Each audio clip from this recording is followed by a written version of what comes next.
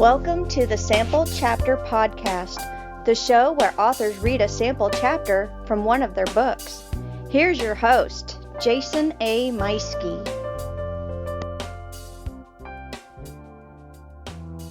Hello, my friends. We're back. This is episode 233 of the Sample Chapter Podcast, and this week's guest is Erick Mertz. Erick is a paranormal mystery author, writing consultant, ghostwriter, and podcaster. He's the second half of a previous guest that we had on here with the Writercraft podcast. You heard from his partner, Valerie Isan, and now Erick joins us to talk about his writing and his books, which I am very excited about. We're going to be discussing dealing with setbacks, which, oh my gosh, I'm definitely got some stories for that here coming up. Separating your ghostwriting from your own writing, the fascinating world of ghostwriting. We go into that a little bit. Writing a series, and he has a great quote on turning a weed patch to a garden, which I thought that was really cool. So stay tuned for all that. It's coming up here real soon. Not to mention, you also get to have one incredible sample reading from a book that not only is the first of his series, but it's one that you can get free through Bookfunnel if you click the links in the show notes. So hey, stay tuned for all that. The interview with Erick is coming up here in just a couple of moments, so stay tuned. Meanwhile, oh my gosh, it's been a minute since the last episode, hasn't it? I'm sorry about that. It's been some trying times, to say the least, here lately. You know, at first, after our last episode, 232, some of it was just me. You know, I just kind of took some time. It was Easter. I had a lot going on, did a lot of traveling. Actually, during that time, my mom had another surgery on what we thought at the time was a tumor in her head. But thankfully, it turned out not to be the case. It was just scar tissue, and that got removed, and she's doing much better now. So that's good. But what started off as just kind of taking it easy for a little bit and getting through the Easter season turned into just kind of a nightmare there for a while. First time editing this show, I was about 45 minutes into it because I do go through and I edit. The interview portion itself, I don't edit very much of it, because it's just us talking. You know, there's not a whole lot to edit anyway. But the readings, I always edit.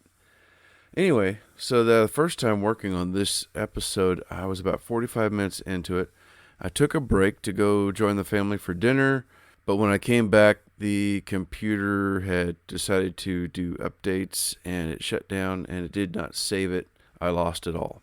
And not only lost it, but I had lost the episode that I had. It was gone as well. I finally tracked it down. Thankfully, Zoom keeps a copy of everything, but I had to reformat it, go through that whole process again, and then essentially a few days later, once I got some time, I had to start over. So this time, on this day, when I got the second time, I didn't have as much time. I had a little window. I worked on it for about 30 minutes, stopped, because I got a phone call, had to go ahead and run right away. Ran out, and when I came back later that night, lo and behold, my computer was dead. It turned out the dogs had been playing. They unplugged my laptop, and it died on me. So whenever I came back to my work, it was gone again. Now, fortunately, this time it didn't completely disappear. I don't know why that happened last time. But this time I was able to just pull it back up and get going on it. And so, and as it would happen, this is the time of year where I'm really busy at work. So it's been a little trying getting the time to get in and work on this. And each time I go in and work on editing, whenever I realize, okay, I'm out of time, I gotta stop, I'm saving the work. I'm saving it. I'm making a note. Okay, I got this far into it. Here's where I left off at this time marker. And then I would come back to it later on and work, for whatever window I had, 10 minutes, 15 minutes, to see what I could do. And so I had multiple copies of this episode going, multiple different edits. So I've got a lot of copies of this right now with various degrees of edit in it, and it's been a bear. I mean, I'm telling you, it has been a bear, and there's just been a lot of personal interruptions lately. Let's just call it that. But I'm not going to complain. I got it done, and I've got this episode out for you now. So that's exciting. I can't wait to share this because Erick was a fantastic guest. Working on Bandit 2 lately. It's practically done. I finished the big battle throughout Worlds of Fun, which was a blast to do. Those of you who listened last time heard me talking about I found some interactive maps from 1989, which essentially is when the world stopped in my series, and it's a Worlds of Fun map. And I can zoom in, I can zoom out, I can scan over the park, all that kind of stuff. So that's been a blast. I've got another copy of it where I actually have it mapped out. Okay, here's where Bandit goes and this happens. Here's where they go and they're on this ride and this happens. And all kinds of fun stuff going on. And it was a real blast to write that final battle and the showdown. And now all I'm doing right now is just kind of writing that final chapter, the wrap up that wraps everything up from this book and introduces potentially what's coming in book 3.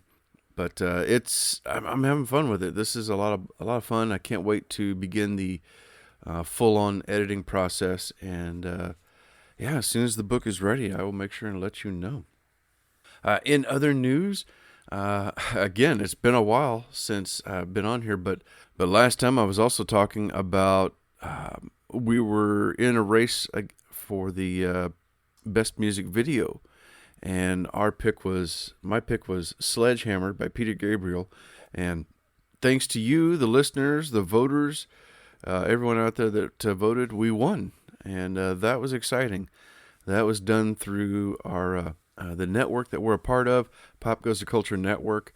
Their flagship show, Pop Goes the Culture Podcast, was running that poll and had invited us in. And that was our pick. And it won, and it was pretty exciting. I was really happy about it.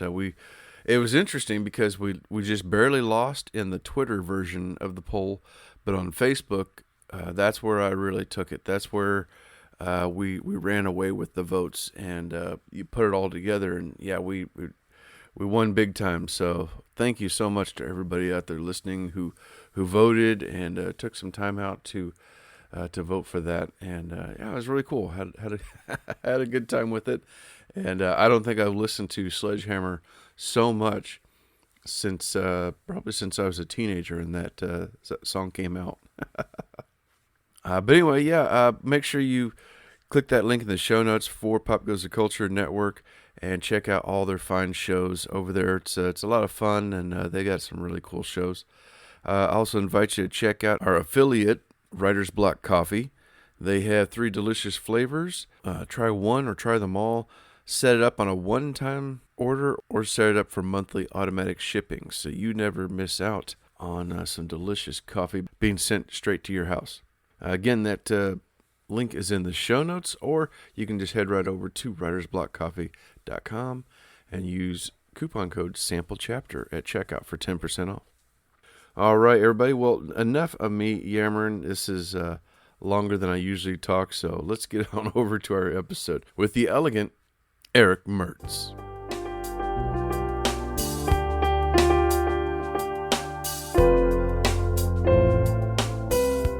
Hello, Sample Chapter listeners. Welcome back. Hey, this week I am joined by an author that I'm very excited to introduce to you. I became aware of Erick Mertz about a year ago through the show Writercraft Podcast, and him and his co-host Valerie Son, who was a previous guest on this show a few weeks back. And it's been really fun to listen to this show and follow Erick, and then kind of get to know a little bit about him through that. And then now here I am today talking with him. I'm so excited. Erick Mertz is an author born and raised in the Pacific Northwest. He writes paranormal mystery series The Strange Air, described as Longmire meets the X-Files, and it's set in the fictional Central Oregon town of Whistler's Grove. If he's not writing, you can probably find him worrying about the Portland Trailblazers, drinking a local beer, or exploring that glorious Pacific Northwest landscape with his wife and son. Ladies and gentlemen, help me welcome to the show, Erick Mertz. Thank you. It's good to be here. I'm so happy to have you here, and I'm grateful that you are familiar with podcast ins and outs and the fun distractions that can happen in the background. So I'm happy to have you here. Absolutely. Yeah, I'm listening to some myself. So, how are you doing? I'm great. It's Good Friday morning. Good. Wrapping up the week. Yeah. Now, as somebody, like I said, I follow the Writer's Craft podcast, so I know a little bit about like some of the things you've been dealing with, some setbacks here recently, like the website issues. It looks like that got all taken care of. Thankfully, yes. I appreciate what you said that we're not usually hovering over our own website 24/7, so we don't know that there's something wrong until someone lets us. How did you find out about your website being down? So I have a regular client. So my website being, I'm a ghostwriter. That's what pays my bills. Been a ghostwriter for full time for 10 years, and then off and on, periodically before that for another 10. So let's say it's been 20 years. So I have a regular client, someone who's hired me numerous times to work on screenplays, screenplay projects. And he asked if he could refer a friend. And of course I said, yeah, go ahead, give them my website. And about 3 days later, he said, yeah, my friend said your website was down. Is something wrong? And he had this very concerned tone. I mean, we've become acquainted, where I would almost say we're almost friends at this point. Sure. And I think he had the tone of like, are you going out of business? Is something going on? So I looked at my website, and all it said when I went to my URL was, your site has received a critical error. And there was the simplicity of the message was there. That was the terror. I just felt like, oh my gosh, it's not even telling me what's wrong. It has to be really bad. But it was a predictable error, and we're back, and actually putting a plan in place to come back new and better in a couple of months. So fantastic. I'm trying to take the setback of a site error crash and turn it into like a new business venture. So that's great. It's funny though, because it's not funny, because that's never funny, but it's strange happenstance that same time you were dealing with that, the same thing happened at my work, my day job, where we had a customer reached out to us, let us know that they can't log into their account to pay their bill because it says the website doesn't work. And we checked it out, and just this error code across there. And that fortunately, it just took us an afternoon of a little bit of finagling and talking to some developers to figure out like what happened here, what's going on. Like, right, this can't happen, and got it sorted out. But yeah, it was just kind of odd timing. Like, wow, it's weird how the universe lines up and you hear the same kind of thing over and over again. So I'm waiting on a third time, and hopefully it's not me. So no. And I just, like I said in the podcast with Valerie, when we talked about it, it actually has turned into a better, yes, there was that panic moment when I saw the error message. There was the couple of days of white knuckle, if you will, writer life, where I was trying to figure out if what was going to happen. But we've turned that into something new, and I think that's hopefully can keep that up. Just trying to be positive, trying to turn everything negative into a positive, and go forward with it. That's great. That's a great mindset for it, and I like how you are. I don't know, kind of Bob Rossing it, with the happy little accident. I'll take that as a compliment. I love Bob. Well, yeah, he's great, and I love it because there was no, yeah, it's just a little simple thing happening. All right, well, let's see what we can make of that, and that's a Yeah. wonderful mindset to have. It's like I've lost chapters before of work that I was doing, and then I went back, and then lo and behold, I wrote something even better later on. It was devastating at the Yep. time, but and I think all of us writers have dealt with that at some point, and yeah, it's you got to get that mindset around her because yeah, you could end up writing something better. Yeah, absolutely. I agree 100%. So, so yeah, and I failed to mention at the start there with your introduction that you are a writing consultant and ghostwriter. How did you get into that? Well, the sort of Reader's Digest version of that story is I really didn't. I knew I was going to be a writer from the beginning. That's probably a lot of writers say that. I Mm. knew this was what I was going to do. I didn't. I knew I wasn't going to do it right away, and so I kind of drifted a little bit after college and didn't have a plan. And I ended up taking a screenwriting class. And the screenwriting teacher at the end of the first week said, "I want you to come back with 10 pages." Told everybody in the class to come back with 10 pages. And I came back on Monday with like 45. Because the form just made sense to me. It was such an efficient way to tell a story. It was an entertaining way to tell a story. And those were 45 pretty awful pages. Now that I look at them, I still have them. Actually, I still have the printed pages that I handed in. Hmm. But what happened was I ended up turning that screenplay into a quarterfinalist with the Nichols Fellowship that the Academy um, runs every year. It's the biggest screenplay contest in the world, I guess. And I was a Wow. quarterfinalist, and it kind of blew me away. But then I started shopping myself around at writers' conferences as a screenwriter. And at the time, so this must have been 2000 and let's say 2003 or four, I was kind of the only person writing screenplays at a lot of these conferences. And so I ended up meeting this woman who I'm still friends with today. And I'll never forget it. She walked right up to me and she said, "Hi, I run a ghostwriting business. What do you do?" And I said, "Well," and full of all the all that sort of like foolish braggadocio. I said, "Well, I'm an almost award-winning screenwriter."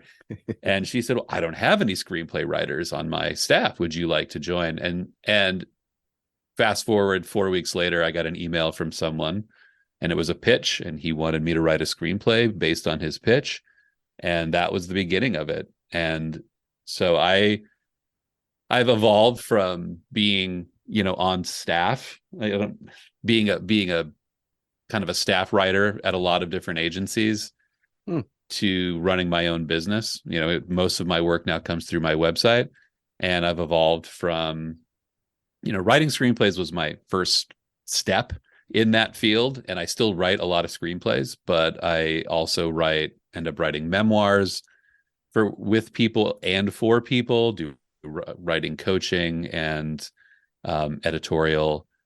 But over the years, I've done pretty much everything. I've written novels, I've written business books, I've written letters for people who want to quit their jobs and want to do it in an articulate way, and I've sat down and written those letters for people. So ghostwriting is fascinating. It's one of the most interesting things as a writer you can attempt and Hmm. hopefully accomplish. Getting into somebody else's story. I love writing. When I write my book and I read what I've written and I feel good about it, that's a good feeling. Oh But it's an yeah. entirely different good feeling to hand someone a chapter or something out of their book and have them say, "Wow, this was exactly the way I thought of it." Oh, that's Um, cool.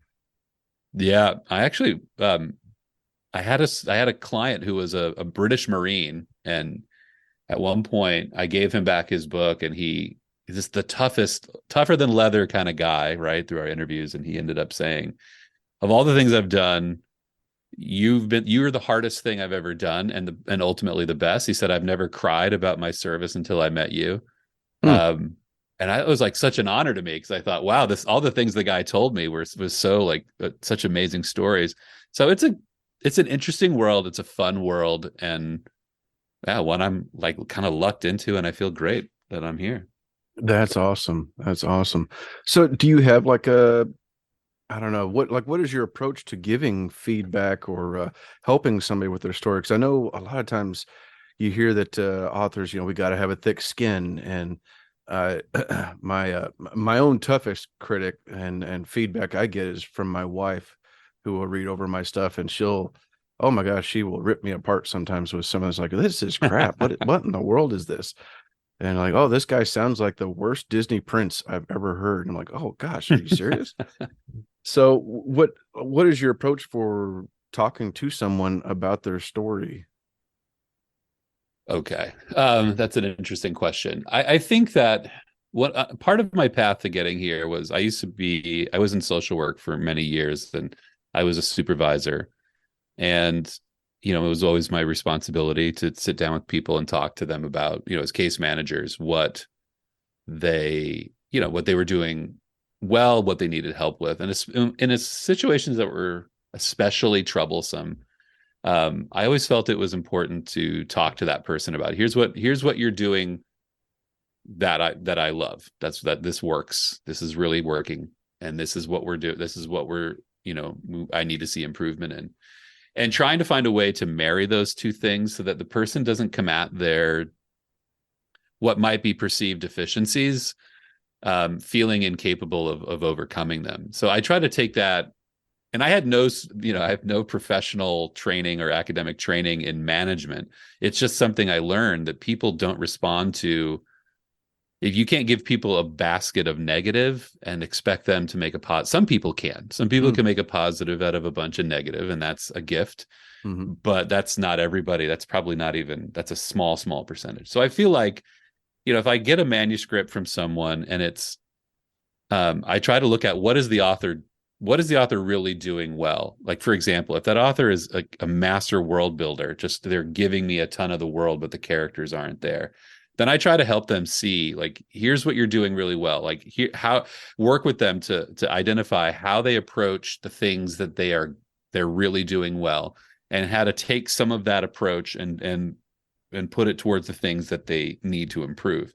Because I think that, and the other part of that too is understanding where a manuscript is at the time when you get it. So, I mean, sometimes I'll get manuscripts that are, they're jumbled scenes, kind of like if you put a CD on shuffle, like it's all there. It's just not in the order it needs to be. It's a bit random.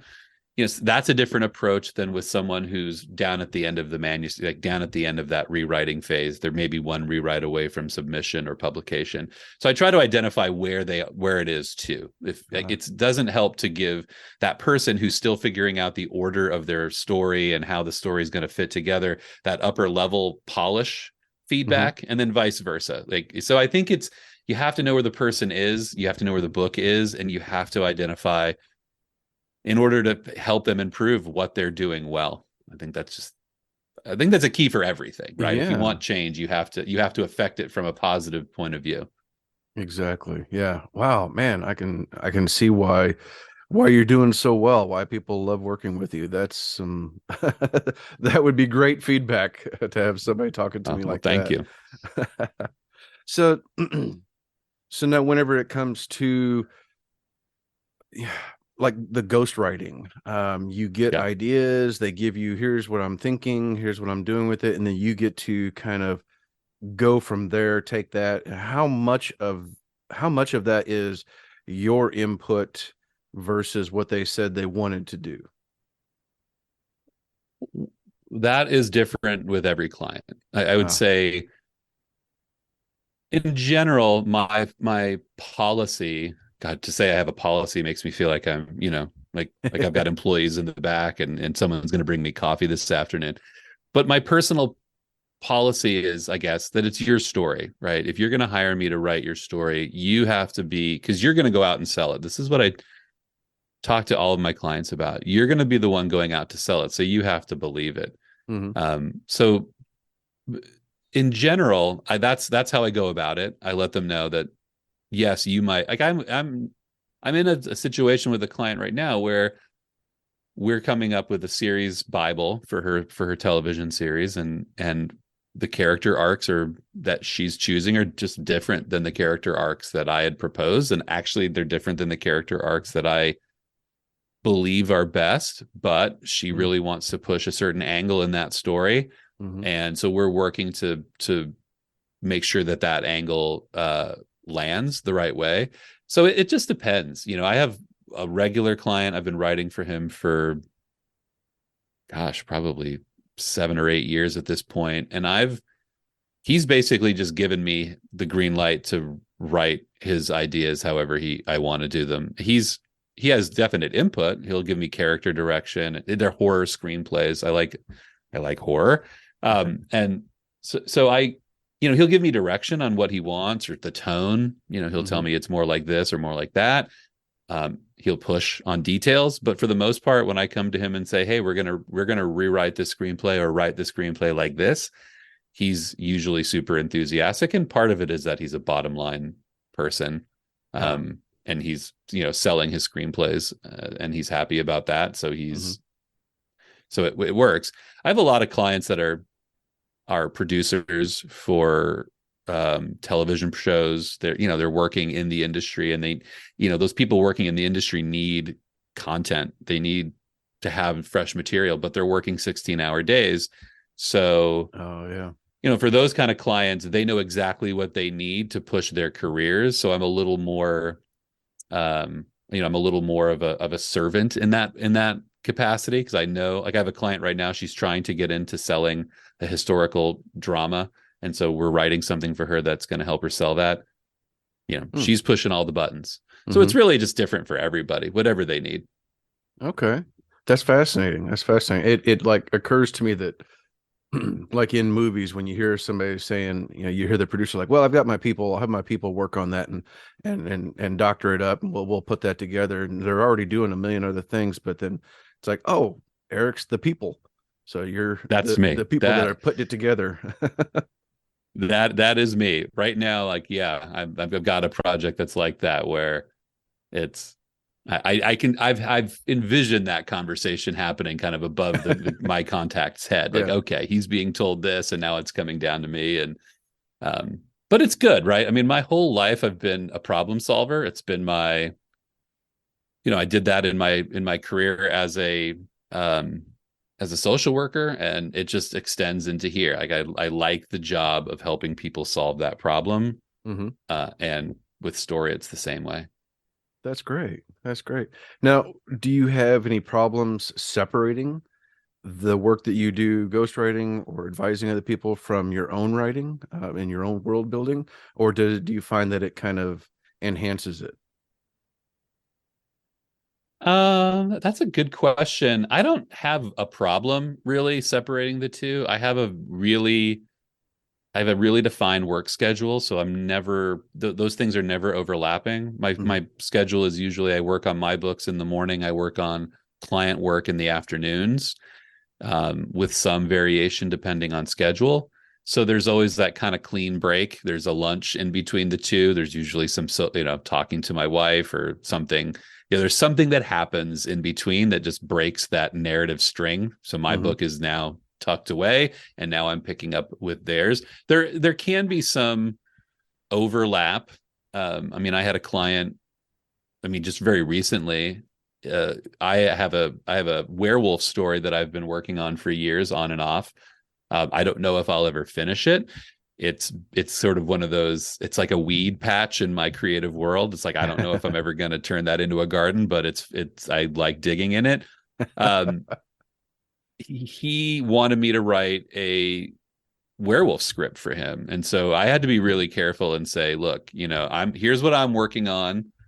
And we came up with a creative solution where we have a standing agreement, but we have a separate contract for that project, because he gets to read that script wherever, at every stage that I write it, because he has a werewolf idea, and he's going out to try to sell his werewolf idea first. And I told him, like, you can look and see what I'm doing, and if at any point you feel like I've taken some of your idea or co-opted some of your original idea, then we can talk about what I can do to change that.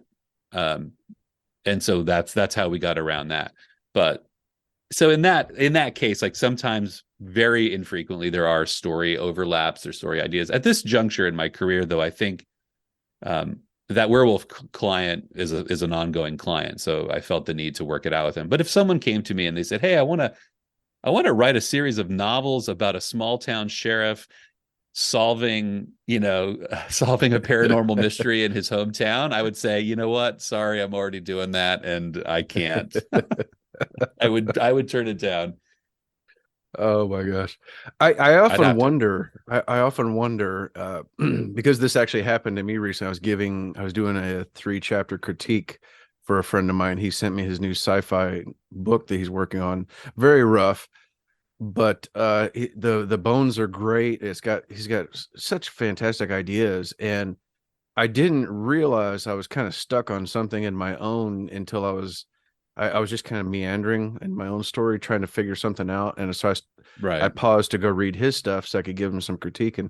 And it all of a sudden, like as I'm reading that, it triggered like the back of my brain was thinking of my story. And I all of a sudden was like, oh, I know how I'm going to fix it now. And it's like getting away from it and then doing something different, I think helped out. Does that happen any for you when you're working on clients' work where you're like, oh, I got to write this down real quick. That's how I'm going to fix the werewolf story or whatever. I don't know if it I don't know if it's that that's interesting. I don't sit I I guess I could say I wouldn't sit down and work on um like I'm going to work on a client screenplay this afternoon. I don't think I would sit there and work on I would have a sidebar note. But Hmm. I think what happens, I think that you're pointing to, I think is definitely real, is that because I'm always in that mentality to be thinking of the story, a story, working through story problems. I think that back of my brain is always working. Hmm. Uh, because I'm working, let's say I'm working on that script this afternoon. I'll be working on it, and then the rest of my day will go on. And I think that was what leads to, when I'm standing over the stove making dinner and I get that, oh, this is what Melville needs to do in that story. Oh, that's Yeah. this. I think it keeps your brain moving. It also, I think, like, yeah, I think it keeps the creative part of your brain out of the cage, and that can be the worst thing, especially for me. Like I just like to be thinking of stories all the time, whether it's a story I'm telling at the dinner table or a story I'm telling on the page. So Hmm. Yeah. yeah. I can relate to that. My my wife, after she retired from the military, she went back to school and she hates writing. She absolutely hates writing. And of course, they were giving her papers to do all the time. And so Right. she was coming to me like, can you help me write this paper? I'm like, oh, sure. Well, these are supposed to be scientific medical papers. And I'm trying to expand on like, well, yeah, but what's their motivation here? Let's, aren't they, if Right. they go here, then maybe this is going to happen. She's like, no, no, they just want to know what's going on in the brain of this person. I'm like, oh, that's interesting. And it There's didn't no work out. twist here. Yeah, exactly. There's no twist. It was a little bit of a balance. She had to keep like reining me in. She's like, no, no, no. This is just facts. Stop going down the yellow brick road. So Yeah. Yeah. And I think that's what writers do. I think that's if you didn't have that, I think that would make being a writer really difficult. I think that is my superpower if I have one, is that I think I'm always in that story generative phase. And I try to, it used to isolate me. I think my wife would tell you that there were times when I would probably just drift off into dreamland and sitting across the table, or, you know, and I would lose kind of track of where I was in the real world. But now I found a way to integrate it, um, healthily, I think. We'll see. yeah, that's great. Well, so now looking over your your own personal titles through Amazon and online, you've got a pretty healthy collection of, from some sci-fi to memoirs to even some poetry, which is pretty awesome. What do you find that writing in different genres, do you think that kind of helps keep you refreshed where nothing gets stale over time, or do you just kind of like follow whatever you feel like at this time writing? Wow, you kind of dug in. So I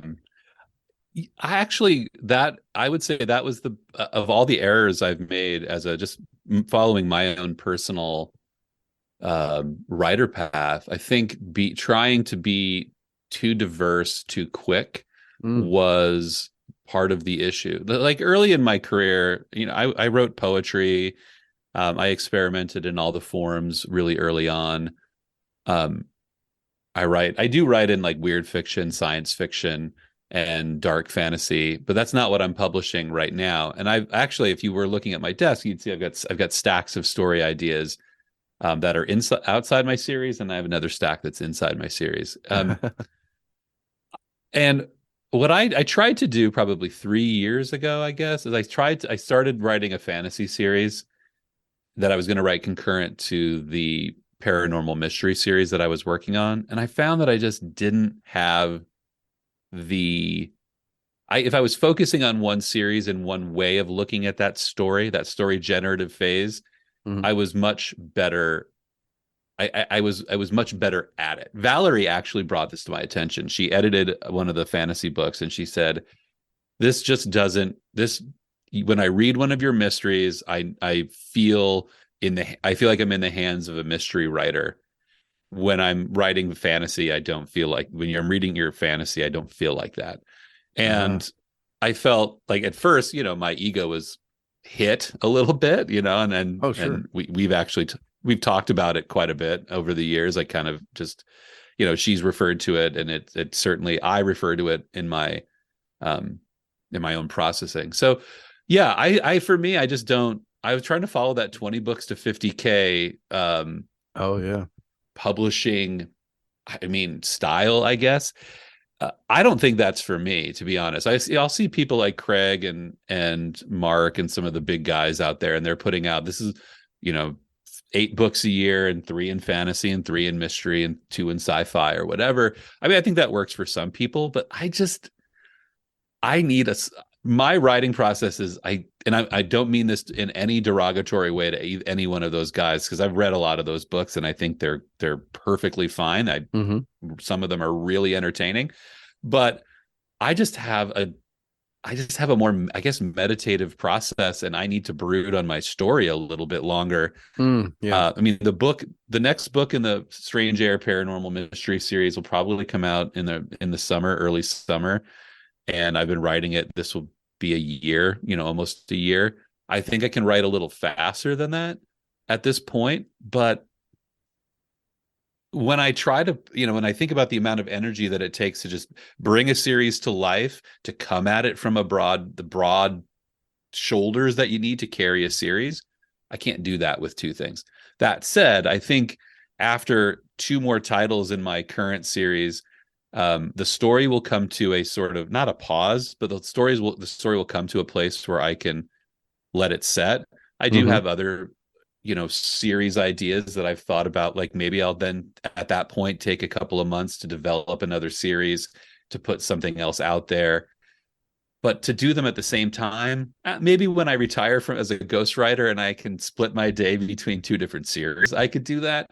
But right now, like I love being in the world of the paranormal mystery series. I love, developing things in that. And I just feel like if I tried to jump in doing anything else, it would, I'd be robbing Peter to pay Paul, and be I chasing gotcha. kind of a different, I'd be chasing something different.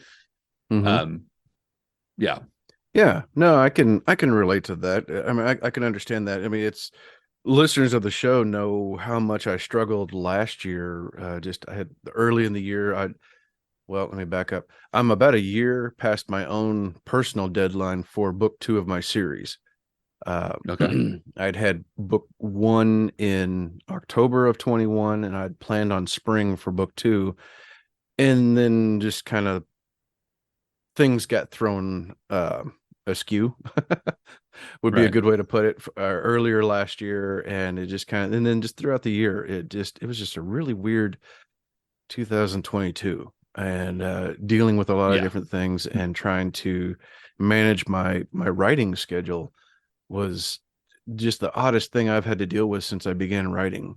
And sometimes I went a month or more without writing, and getting back into that schedule and trying to get my mind back into that world was really tough. And along the way, I was able to publish a short story, and that actually helped me get the oil moving through the engine and getting things lubricated Right. again, to where I was like, okay, all right, yeah, I can still do this. I'm not a has been. I can still, write something, and it helped me get going again, and that was good. But but I think that's what helped me get back into that story. And I realized, like, I really like this. It's an 80s sci-fi, and I'm having a lot of fun whenever I It sounds like do fun. open it up. Then I'm having a lot of fun with it, and I'm glad I went back to it, because the other stuff that was in my mind was like, yeah, that would be fun to explore, but I don't know that I'm really ready to write something like that at this time. And it would take away, like you're saying, it would take away from the stuff I'm having fun writing right now, and it comes across in your writing, like Yeah. Valerie said about yours. It does come across whenever you're having fun and doing that. And that's you're talking about the Strange Air series, the paranormal mystery. That is what I write in currently. I have that's my series, and I have a Patreon. I have Patreon. I don't even know what I've never know what to call it. I have a Patreon account that I do short stories that are in. So the Strange Air takes place in a fictional town, Whistler's Grove, as you said, and it's like overall there's an area that I've defined called Canyon County, Mm-hmm. and so Canyon County in is a fictional place that is haunted. And so I have stories that exist inside of us, that the main story arc following Sheriff August Melville, it takes place in the 80s, and it kind of starts in 1980 when he's elected sheriff, and that storyline will continue for a while, let's hope, and throughout his tenure as sheriff and beyond. But I've also written other stories that take place in Canyon County that don't involve August Melville, actually, that take place in various times in history. And so for me, when we're talking about deviating from my main series, I love writing these short stories. They take they're same world, same haunting, same malevolent force, same I get to play in the same sandbox. It's just I don't have to play with the same character all the time. Mm. And so I write short stories. I put out one every month on Patreon, and I style them as witness accounts to paranormal activity. They are told from a single person's point of view. It's something they saw, something they witnessed that they can't explain. It's their experience with it. It really was inspired a lot by Unsolved Mysteries, which is my favorite show of all time. And when I was a kid, I would watch that show, and you'd see that person.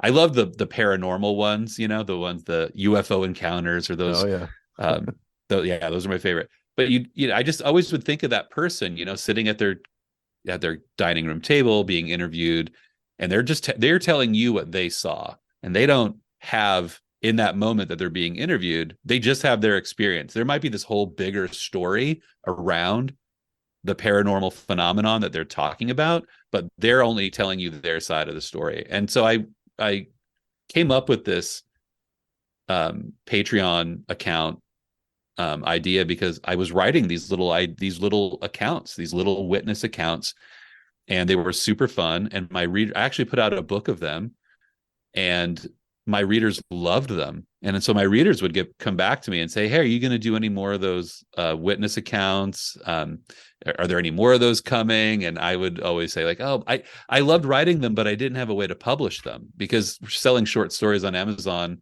can be difficult." Right. They end up, for a lot of people, being loss leaders. And I just didn't know how to publish them. And then it dawned on me, like, oh, I should just do these as Patreon stories, and the people that love them will be my patrons, and that's how we'll do it.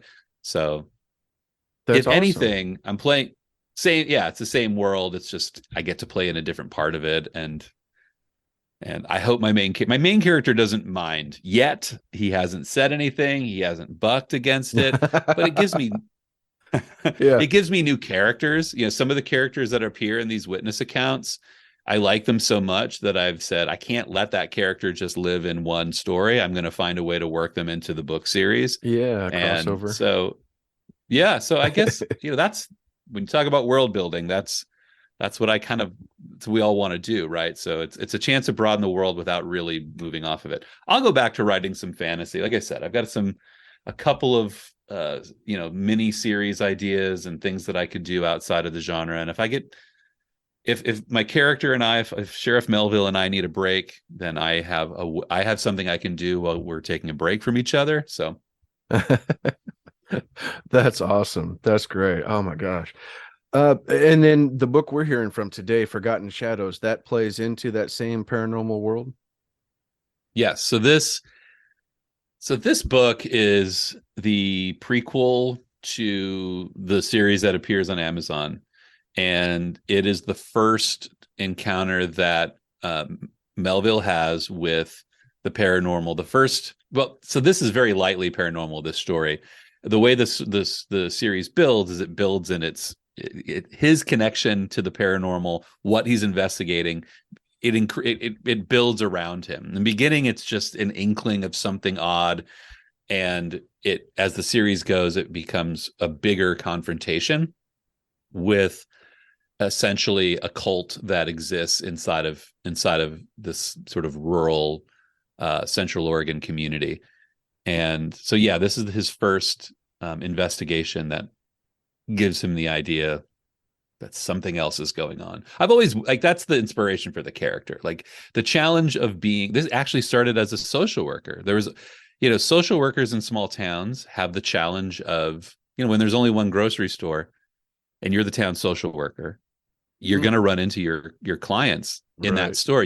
There's a unique burden in serving a small town as a public official. And so when I sat down to imagine a sheriff, a character that I wanted to write about, I wanted to touch on that challenge. He's lived here his whole life. He believes he knows where all, and that's the idea of the title. Everything is titled with shadow. Like he thinks he knows what those shadows mean. He's been there long enough, right? And he soon finds out that there's a lot more to this place than he had thought. That's awesome. That's great. And it's a unique way. This book is actually free in a unique way. How do people get this book? So you can reach out to me. You'll have a link. I'll give you a link to reach out to me. So this book is free through Bookfunnel, and you can download this book in any of your ebook forms. And if you like it, you can link out to the books that are on Amazon. And so Bookfunnel is a way to distribute free, or, you can distribute to readers in a targeted way. It's either your ARC books, your advanced reader copies, or review copies. And so just for this, it's an incentive to join my mailing list. If you like the story, you'll find more through my mailing list. And this is how we do it. That's awesome. Yeah. And I believe, I'm over 230 plus episodes in the show, and I think this is my first one that's been a free book to grab, other than Kindle Unlimited. Really? But yeah, this is a cool. new one for the show, so this is pretty cool. Yeah, I'm excited about this. That everybody listening is going to get to hear a sample read from you, and then they can go and grab it. So that's awesome. Yeah, that's cool. All right. Yeah. I like being my wife always, my wife is, she's in a different field altogether. And she always kind of looks at me like, when I finished this book, I have to say, I was so happy to finally, I knew the advice I had been given by a consultant was, you need to have a different, kind of lead magnet, a book that gets people into your series. And so she basically advised me to write a book that was going to be free.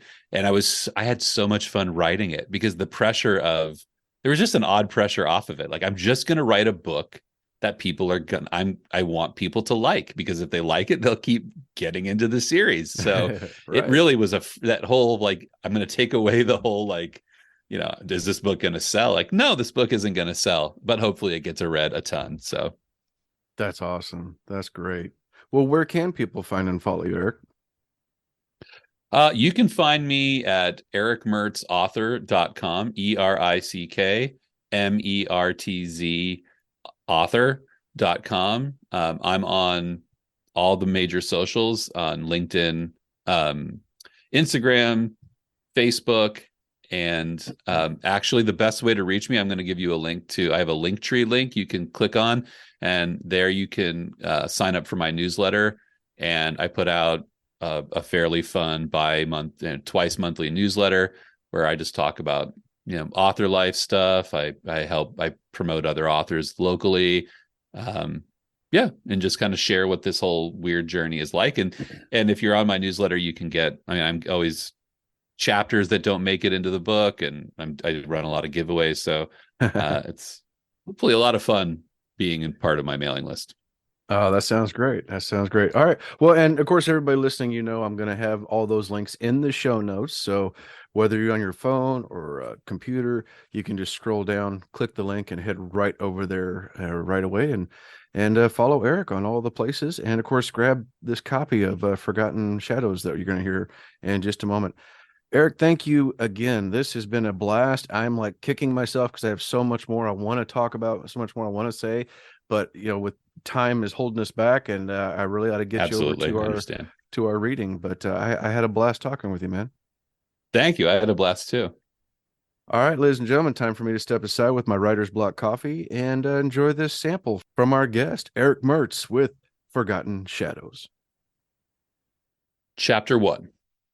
The cacophony of brass instruments and deeply pounding drums from the marching band greeted Melville as he stepped out of the cruiser. The clear sky was a pale blue. There was an unsettling chill in the air, one that had lingered since sunrise.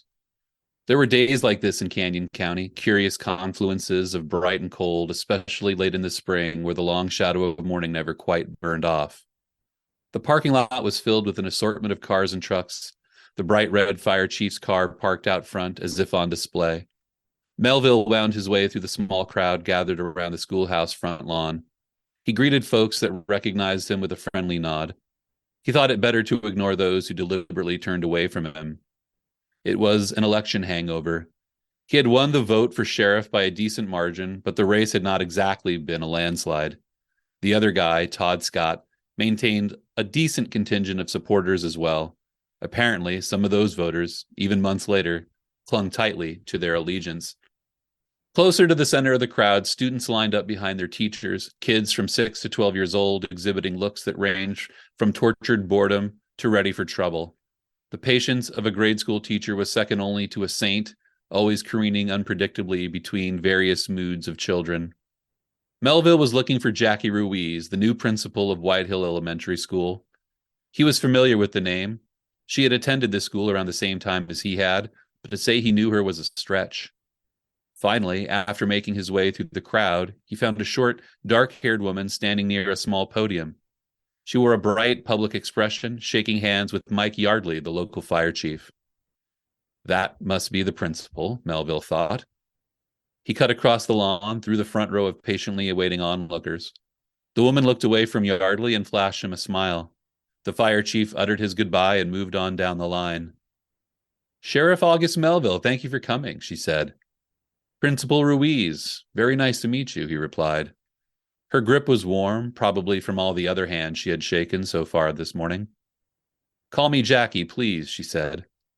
Then she shook his hand further and directed him to where a small group of civic leaders gathered. Melville nodded and sidled into the open spot beside her. With the entire crowd staring back at them expectantly, he felt an unsettling sensation overwhelm him. Maintaining good relationships with various public figures was important, and being the sheriff of Whistler's Grove he was fast discovering, about so much more than just enforcing the laws on the books. It was about serving as the face of the entire institution itself. Public address, he knew, would never be easy for him. Thank you for coming today, Jackie said, voice barely above a whisper. It's a relief not being the only new official here today. It's my pleasure, Melville said. I wish the weather today would have agreed with our plans. At least it's not raining. The principal laughed. Then, a woman standing on the sidewalk, wearing a white jacket emblazoned with the school's insignia, signaled to her. It was time to start. Listen, Sheriff, she said, shuffling toward the podium. Come to the reception afterwards. We're offering some refreshments in the cafeteria. I'll do that. Jackie awkwardly shook his hand again and offered a camera-friendly smile. She had received her cue to the stage and, like any ready performer, took it. Melville took his step back, checked where he was in the line, and took his spot beside Yardley. "Pleasure to see you, Augie," he said. Melville nodded. "Likewise." Was it really a pleasure, though? Yardley gave off an unmistakably shifty vibe. Melville had detected it right away, but he had never been able to put his finger on precisely what it was. He was afraid, with prolonged exposure to the man, he might get to know where that feeling came from a little too well. The band mercifully wound down its performance, coming to a calamitous finish with a spine-shattering cymbal crash. The sound rang in his ears. Like a well-heeled politician, Principal Ruiz paused, waited for the crowd to give her that perfect moment before clearing her throat. "Good morning, everyone," she said. The hush extended out. The crowd settled into their places, watching her carefully. "I am honored to welcome you all to the unveiling of the time capsule given to us 50 years ago by White Hill Elementary, class of 1930. Call this celebration a kind of jubilee." Cameras flashed, and up from that hush came a buzz of excitement that raced around the tense and willing crowd. The students turned to face their principal and watched in awe as a man wearing blue overalls carried out a metal box covered in dirt and held it out on display for the crowd. Melville caught a whiff of his aftershave when Yardley leaned toward him. "This your first one of these ceremonies?" Yardley said, shielding his mouth with his hand. Melville shrugged. "Well, let's just hope for your sake they've got something decent to eat at the reception." The whole process of exhuming a time capsule left Melville feeling eerie. 50 years of time and 3 feet of dirt tossed aside revealed an old metal ammunition box. He had overheard a few people expressing the view that the items contained a kind of sentimental value. What he saw in the ceremony were strangely cast rays of hope for connection to an era that was long gone, almost as though the present students were supposed to glean some kind of wisdom from a hand-carved toy car, battered fountain pen, its ink long since dry. It was the chance to see their world, their more modern conveniences, in a different light. Those kids a half a century ago could not have possibly known that, though. They were, it seemed, merely suspending a piece of themselves in time. Melville sauntered down the row of tables, marveling at the many exhumed items on display. Baby dolls, a set of jacks, a farmhouse toy set, its bright red paint preserved by decades underground. There was a folded front page from the Canyon County Argus from the day they'd sealed the time capsule, Wednesday, April 30th, 1930. Other items pertaining to the school had come out of the ground, too. A White Hill Elementary theme book, 3 student readers, and a baseball signed by the whole 6th grade team. It was everything and nothing that represented a single moment in distant time. This all really makes you think, doesn't it? Melville turned to find Jackie Ruiz standing behind him. Cup of coffee in hand, she shook her head disbelievingly, marveling at the collection of items. "It sure does." The principal stepped forward, her shoulder brushing his, and picked up the theme book. "Do you remember writing in these?" "Of course I do," he replied, forcing a chuckle. "I don't know if these bring back as many memories for me as traumas," she said. Now Melville really did laugh. School had not been terribly difficult for him, but he'd had his share of struggles trying to fill those old theme books with coherently written thoughts. "Congratulations, by the way," Jackie said, tossing the theme book aside. "Thank you," he said, throat-catching. "I must say, though, I had you pegged for sheriff from the very beginning." Melville, rarely one to blush, was blushing now. This was one of those moments. Becoming a cop and eventually the sheriff of Whistler's Grove felt natural for him, too, but to hear others echo those feelings left him feeling oddly uneasy. "Well, thank you again," he said. "I can still remember the way you stuck up for your brother." There it was, the inescapable association Melville had to his developmentally disabled younger brother, Lindy, someone he had spent his entire life protecting. He had taken his share of bumps and bruises and black eyes defending him before Lindy got big enough and strong enough to dole it back out. "You did a nice job up there," he said, gently shifting the subject away from him. "Do you like public speaking?" She blushed, bouncing on her toes for a moment. "Sometimes. I don't know that anyone is truly comfortable with a microphone in their hands, though." "Well, if you were uncomfortable, it hardly showed." Jackie ran a hand down his arm, smile growing the whole way.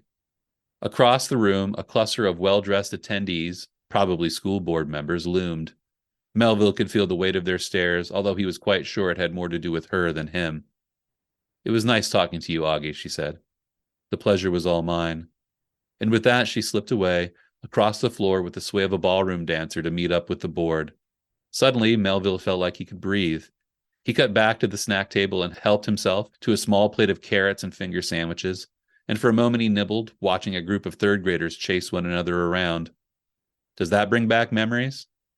Melville startled and turned to find the source of the voice, a woman standing behind him. She was older, likely nearing 70 years old, with sharp eyes and long gray hair worn neatly in a bun. She seemed familiar, but he could not quite place the face. "Of course," he said, dumbfounded. The woman took a pointed step forward.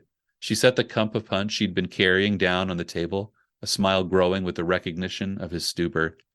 "You don't recognize me, do you?" You could help me out," he said. "Lois Hancock. Ms. Hancock, your third-grade teacher." With the reminder of the woman's name, ancient memories flooded back to him all at once. Time had obscured the much younger woman he might have remembered, but now that he knew who she was, he could see her coming through. "Ms. Hancock?" "Call me Lois, please," she said. "It's so good to see you," he replied. He set down his place of food to shake her hand. The old woman's fingers were icy. "Good to see you, too." "How have you been?" The old woman shrugged and took back her hand. "I've been retired for all of, 3 years now?" "Does being in this old building bring back memories?" he asked. "I spent almost 30 years chasing kids around these hallways." Lois sighed. "Hard not to feel all that come back when I walk through these doors." Melville shook his head in disbelief. As much as he wanted to remember distinct events from his third-grade year, nothing clear came through. Everything had faded to impressions, disassociated faces pushing briefly through a fog. He didn't know whether to call this unfortunate, but in this moment, with this woman who so clearly remembered him, he felt bad, like he should have a story to share, something to more tightly connect them. "Well, how has retirement treated you?" Again, Lois sighed. She picked up her punch and took a long drink before telling her story. Since leaving the school, she filled her days with crocheting, baking for school fundraisers, and reading the stacks of Harlequin romance novels she picked up here and there. She relished the fact that, since taking retirement, she had started playing bingo and even learned to line dance, things she had forever felt there was not enough time for. Melville believed she had never been married, living in an old Victorian house at the edge of the Whitaker neighborhood. He wondered whether she was indeed as excited about her list of activities as she presented, or just lonely, these distractions becoming a more prominent and important part of her life.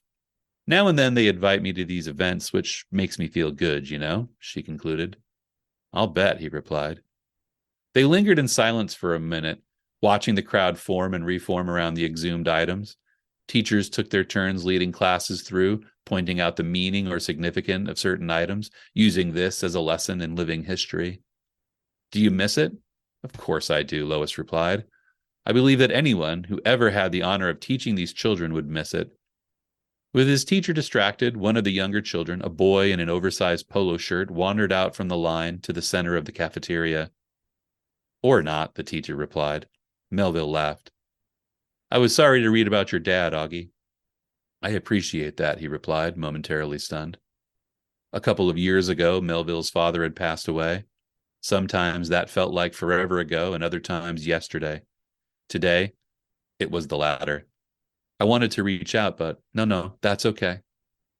"I remember him coming to our parent conferences," she continued, seemingly unaware of how uncomfortable he was with the subject. "Now there's a memory," he said awkwardly. "He did such a good job with you," Lois said. "And your brother, too, after your mother left." Melville reeled. "I'm sorry, I didn't mean to bring that up." "It's okay." He turned to her, placing his hands on her shoulders. He looked at her square in her soft blue eyes. "Really, it's fine." And that was it. He was done with that conversation. Melville added a few more items to his plate. He wasn't sure whether to keep the conversation with his old teacher going, change the topic, or excuse himself. "This was such a neat idea," he said, finally breaking the conversational stalemate. He hated to drift into such bland generalities, but aside from their connection in the classroom years ago, there was little more for them to talk about. Lois replied with a nod. Across the room, she saw someone she recognized waving at them. "Think about it from their point of view." Whose? Melville asked, looking around. The old woman pointed to a cluster of older attendees, 6 or 7 gray-haired men and women, stooped and standing off in the corners. They were from the class that buried the box 50 years back. Your mother was a teacher before you, right? He asked Lois. She nodded. Then a strange glimmer lit up her eyes, one he had not seen before. Was she a teacher back then? He said, gesturing to the time capsule. She was, the old woman replied. Melville shook his head. There were so many connections here, it was getting hard to track. Trying to extrapolate a few of them, let alone all of them, was dizzying. What happened to your mother? Is she still alive? Lois stared across the cafeteria, but she managed to glance back at him. Her look, blank at first, seemed to hone in, focusing on some detail. My mother is gone.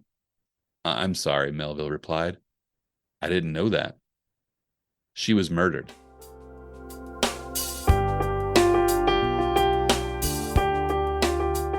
All right, that was Erick Mertz reading a sample chapter from his book, Forgotten Shadows. It is a part of the Strange Air series, and it's free through Bookfunnel if you click the link in the show notes.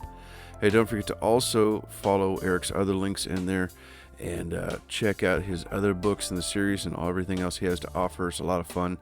Check out the podcast, the Writercraft Podcast, with him and Valerie Isan.